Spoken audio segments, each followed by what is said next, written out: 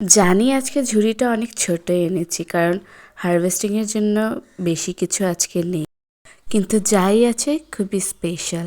প্রথমে আজকে আমরা হারভেস্ট করব এই চেরি টমেটোগুলো, যা এবার প্রথমবার আমাদের বাগানে লাগিয়েছি। ফলনও মাশাআল্লাহ অনেক ভালো হয়েছে, খেতেও সুস্বাদু, হালকা মিষ্টি হালকা টক।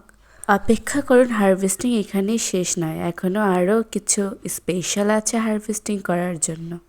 স্পেশাল জিনিসটা হলো এইটা। এবার আমি প্রথমবার আমার বাগানে স্ট্রবেরি গাছ লাগিয়েছি। মাশাআল্লাহ প্রথমবারে এত ভালো ফলন আমি তো কল্পনাই করিনি। এখানে আপনারা শুধু লাল লাল 3টা স্ট্রবেরি দেখছেন, কিন্তু ভিতরে প্রচুর স্ট্রবেরি হয়ে রয়েছে আর আরও ফুলও আসছে। তারপর কিছু গাছ থেকে পাকা পাকা মালবেরি হারভেস্ট করে নিলাম।